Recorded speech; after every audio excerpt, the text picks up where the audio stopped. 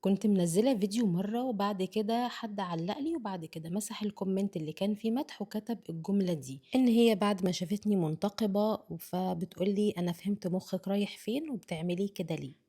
بعد ما كبرت واتعاملت مع ناس كتير، لقيت ناس التعامل معاها بيكون علاقة سامة، ما دام أنتِ مش ماشية على هواه أو أنتِ مش بنفس الاتجاه اللي هو ماشي فيه، يبقى خلاص إن أنتِ كده متخلّفة مش متحضّرة، وكمان كأن النقاب ده حاجة كده بيقلل منِّك 300 أو 180 درجة، وابعد عن النقاب والكلام الكتير والجدال فيه كتير. أنا ما دام مقتنعة بفكرة معيّنة ما حدّش مثلًا يقول لي أنتِ بتعملي كده ليه، أو أنتِ عشان عاملة الحركة دي أو بتعملي كده علشان حاجة معيّنة. وعايزة أقول للي كاتب الcomment ده عمر ما كان النقاب تخلُّف أو كإني كده مثلًا مقتنعة بفكرة معيّنة يبقى أنا متخلّفة. الكومنتات دي بتيجي لي كتير جدًا على النقاب، عايزة أقول لكم كنت الأول بازعل وباعيّط وليه هُم بيعاملوني كده، بعد كده بقيت أبُص للناس دي كإنها كده في عالم تاني خالص وأنا في العالم بتاعي اللي أنا